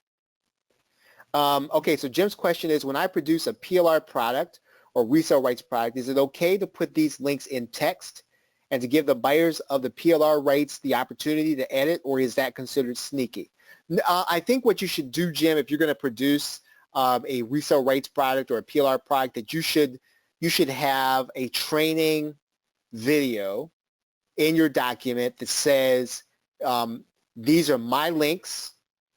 You should change them to put yours in here, right? So again, I would definitely put your links in there, because not everybody who buys resale rights and PLR buys it in order to resell it. Sometimes they get it and the resale rights are incidental. And when they do that, then you want to give them, right, you want to give them some of your recommendations. And then, look, I mean, you could be helping them too, in that they might then become an affiliate, right? In some cases, you could suggest a second-tier affiliate program. Some of the programs have second-tier affiliate programs where they will, you'll get the credit for a sale, but that you'll also get the credit if they become an affiliate. So you want to try to look those up too, right? That's a good question. What we're going to talk about tonight, we're going to start by talking about rebranding videos. And I want to give you a perspective on rebranding. If you get this perspective, then the whole idea about taking PLR and redoing it in a way that's going to both help you to generate more leads and then to make more money, I think this will kind of make it a little clearer as to what it is you're trying to accomplish when you're doing this, right? And I think that's what everybody wants to know. So let's dive right in, and let's start by talking about rebranding videos. Let's talk about rebranding videos. First, before we get started, it's important to kind of understand that we're trying to do is when we're rebranding that video is to get our USP in there. And so we want to define what the USP is. And USP is basically going to be, whatever that one thing is that your business or your brand does that other people cannot do. So in other words, what is it that I can get from you that I can't get elsewhere? What is it that you bring to the table in whatever it is that you're doing that other people don't have. I mean, if you're going to be redoing video, and let's say you're redoing video, even if the video you're redoing is going to be on weight loss, right? If you're going to be bringing other weight loss products, or you're going to be bringing, let's say, personal development products, and you're going to be doing more than one, what is it that you're doing uniquely in the marketplace? And really, if you're not doing something uniquely in the marketplace, trying to define what the USP is a good opportunity to say, hey, you know what? What is it that people want, that they value, that I can bring to them that they cannot get elsewhere? That is really what you want to try to do. So when we put into when we put something else, when we add to a piece of PLR, we add to text PLR, if we add to a video, what are we trying to add to it? We're trying to say something in that product that by the time the person who's reading it, they finish consuming it, that they're left with the impression that, hey, you know what, this was great. What I got uniquely, and I can only get it from someplace else. And that might mean the uniqueness of the information, yes, but it also can be anything that you're going to do to the PLR that's going to be unique that people cannot get elsewhere. So USP is going to be important. So let's talk about what a brand is, because a brand is different. And a brand is what you're trying to reinforce over and over and over again, right? So in other words, what message are you sending across every single time somebody comes in contact with your content, somebody comes in contact with one of your products, somebody comes in contact with your with your webinar, somebody comes in contact with your opt-in, somebody comes in contact with your social media profile? What are you trying to reintroduce, right? What are you trying to reinforce? What are you saying over and over again? And think about what a brand is, right? If I were to brand a horse, it would be something that I that I basically took something and just almost emblazoned my my logo or something on someone. So how do you get somebody to the point where you have branded yourself into their consciousness? Well, it's something that you repeat over and over again. A brand is about repetition. So what do you want to repeat over and over again? What do you want to say over and over again? That's part of your USP. So again, the brand is what you repeat. It's more than a tagline, because it has to be what you want to get into my brain as your customer if I don't hear anything else. When I remember you, you've got to get something into my brain when you have the opportunity. And that's really what rebranding does. Again, I'm all for changing things so that you put your logo in them. I'm all for changing things so that you put your URL in things. I mean, that's fine, but you can do so much more with PLR because you have a captive audience. If somebody's reading something that either you bought and you redid, or you bought and that you added your links to, you have an opportunity at that point to say something that's going to, again, brand yourself, right? Something you're repeating to them. And so basically, you want to have those two things in your mind when you create a branded bumper, right? So yes, you're going to put something at the beginning and the end of a video, and you can, or the beginning and the end of a set of videos, and it's going to be branded. So again, that branded bumper should be what you want to repeat, number one. And number two, it should be a USP, not just a tagline, not just your URL. It should be a branded bumper. And again, even if your what you're trying to get across in the brand is going to be a call to action, right? Even if it's going to be go to this page and get this one thing that they can only get from you, right? If that's going to be your message, then you've got to take the opportunity inside of your branded bumper to say and give a call to action to something that's unique over and over and over again. So the key to branding anything in PLR is as many times as you can say it, as many times as you can get it in, as many times as you can place it in front of the customer, as many times as you can hear it, without ruining the experience for them. You want to get your message, the one message you want them to take away, in front of that PLR video. What's the logic behind that? The logic behind that is that in the call to action, again, when people consume information, they're probably going to be skimming things. They're probably going to be skipping over something. They're not going to spend a long time with it. So what do you want to say at the very beginning of that video if you don't get a chance to say anything else that's going to be unique and that you want to say over and over again? That is what you have to think about when you start putting together a branded bumper. What can I say, right? What can I get people to do? What am I trying to drive people toward? Again, in the branded bumper, what is the USP? You know, what can you say? So what is an example of something that you can say in a branded bumper? When you're talking about, first of all, your unique take on the information. So in other words, yes, they're going to get PLR from, let's say, us, but you are going to explain what it means in your context. So you get a PLR video, and what you're going to do is you're going to tell people what it means. Let's say that your niche is weight loss, weight loss instructors. Well, what can a weight loss instructor do with, let's say, Amazon S3? Well, you're going to explain that because you're the expert on your niche. If you are the expert in let's say, productivity coaching, right? You're going to bring context to the PLR, and that is what you're trying to do in the branded bumper. You're going to give context, number one. Number two, you are also going to make sure that at the end of your discussion, whatever it is that you're bringing to that unique PLR video, that you're going to leave people with an explicit instruction to go and do something. Right? And that is what you can say inside of your branded bumper. Should you do one, or should you do one for each video? If possible, you should do a branded bumper for each video that you're going to be selling. You should do a branded bumper for each video that you're going to be putting on your website. If you're going to use PLR, number one, you should be giving context to it. Number two, you should be stating your brand. Number three, you should have a USP. All those three elements make a branded bumper. So again, yes, it's necessary for you to make it unique and make a good experience from the video. Yes, it's great to have, let's say, something that you say about your business, but you've got to give the call to action too. All three things belong in the branded bumper.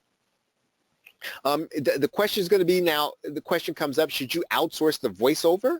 And I'm going to always say no to that.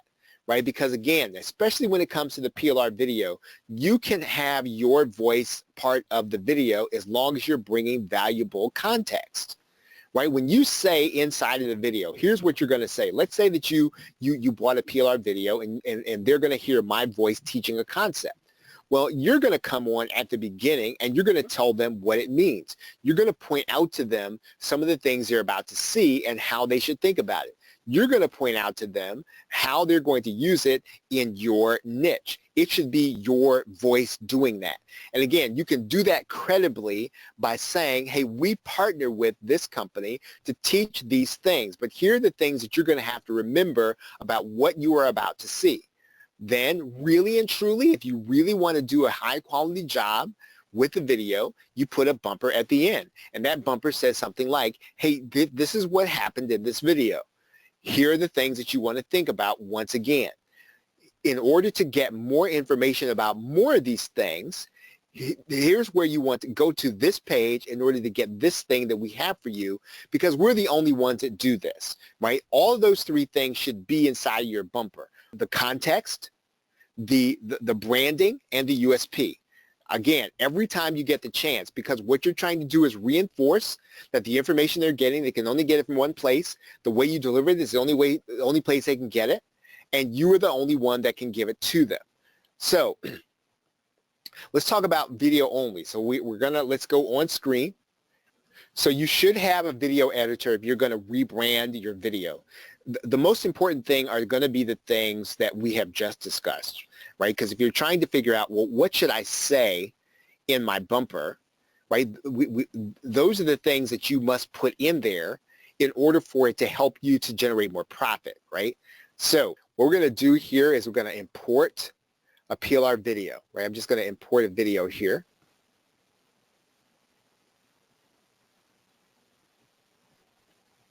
And we're going to bring that video onto the timeline. Right now, I've got a couple of choices when I rebrand the video. Of course, what I can do is I can record another video. Right now, let's just say that for the sake of argument, let's just say that this video is the one that you recorded as your bumper, and this video is the one you recorded as your close. Right now, let's say that you recorded those two videos. What are you going to do with those videos? Well, when it comes to Camtasia, all you're going to have to do is you're going to need to bring these things down to the timeline. Now, those things are a little long, but that's actually fine because I want to show you how to do this anyway. Let's say that this is a little long, and all you're really going to need is a little bit of this. So what I'm going to do is I'm going to bring this to the point. I'm going to cut out a lot of this inside of Camtasia. So all I'm going to do is I'm going to bring this video to this point. I'm going to hit the split command, and I'm going to take that totally out. Right? Let's say I might take some more out of this.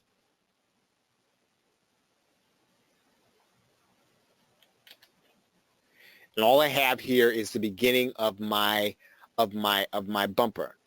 I'm going to put this here at the beginning. I'm going to slide this down. I can bring these things down to the same track. And typically inside of any video editor, one of the things you're going to be able to do is you're going to be able to use transitions. And now you can do all kinds of things with transition. And typically when it comes to transitions, the most conservative thing is going to be the best. So don't get people distracted with something that's too fancy. The one that I personally like to use is the flip. Right? So all I got to do is drag that down. Now, again, it might work differently inside of your version of Camtasia. It might work differently inside of your video editor, but all I've got to do is bring that down to the timeline. So let's see what's going to happen here. So when that transition happens, it's going to turn, right? So that's what happens. Let's see it. Let's watch that again. Okay, so basically that's what a transition does. So at the end of the visual piece that I did, one of the things that's going to tie it together, that this is going to be something different, even though it's your voice is going to be different from mine. You can help that process by doing a transition, right? So in other words, it may seem a bit of a disconnect if they're listening to your voice and then they start listening to mine, right? But it won't be a disconnect if you use a transition, and you want the transition to be visual, just like the one that I just did. And you're going to be able to do the same thing about a bumper at the end. So, for example, if I were to do a bumper at the end, I'm going to do the very same thing, right? So I'm going to find the closer. I'm going to come back here to the clip bin. Right? I'm going to add that one to the timeline. Let's say I'm only going to use a little bit of this.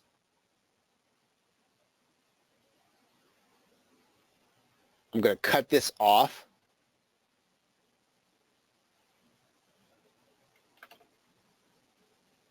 And then I'm going to use another transition, right? I like to use the very same transition. I don't like to use two different transitions in the same one, right? So again, I like to have this here. Let's talk about. So that's all we're really trying to do visually with the transition. Okay, so one of the questions is, how do I feel about using callouts? I think that if you can use a call out in a way that's going to complement what you're trying to do. So for example, if my goal here in the bumper is to reinforce something, right, and I can do that effectively using a call out, I'll do it. So for example, maybe what I want to do here is I want to say, hey, go to www.technicaltutorials.com. Right? Let's say that that's what I wanted to do, and I wanted to make sure that that appears here for part of the video. And that's an easy way to rebrand, right? So I can do that, and that might make sense to do. Right? Maybe I might fade that out so that it comes and it goes out. Right? So yeah, so if you can use it in a way that goes along with what you're trying to do, I think a call out can be good as long as it adds to what the person is trying to accomplish. Okay, so the question is there a way to fill in the black part? So let's see. If what you mean is, let's say that what I'm going to try to do here, I'm going to take this call out. And one of the things that Camtasia will allow you to do with the library is it will allow you to do what's called a title clip. And I think that might be what you're talking about.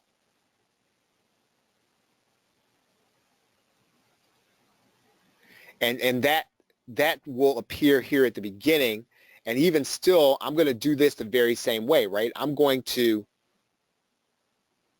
going to take that title clip, and what I like to do with the title clip is just slide this down so that it appears at the beginning.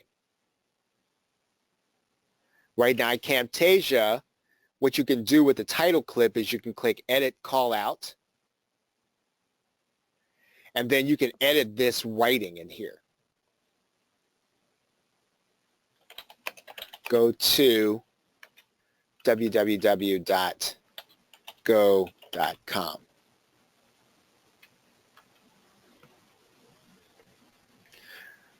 Right, and then of course it's going to transition in. Okay, so when you say you've got so the question is about a black cloth background, but it doesn't cover a little corner. If you're adding in a transition, if you're going to add something from up here, one of the things that you can always do with Camtasia, let's say you're going to add in a shape, is you want to look at the shape's properties. Right, whenever you have a shape property, what you can do is you can look at the fill and change the color, right? So if we click that down arrow, we can change that fill color to green, right? Then the background's going to be green. We can look at the fill color, and we can make it red. So typically, what you're going to want to do is to look at the fill color in the properties of the callout, and you can always change the color. You can change the effect of the color. Right, so we can change the style. We can typically change whether or not there's going to be a border around it. So you're always going to find that when you are in the properties area of the particular callout. Right, so when you get to the callout, there should be areas where you can adjust the callout. Okay, great question. That was actually right alongside of what we're trying to do. So again, when you're adding in your branded video, you should probably do the video ahead of time, right, when you're adding it to the timeline.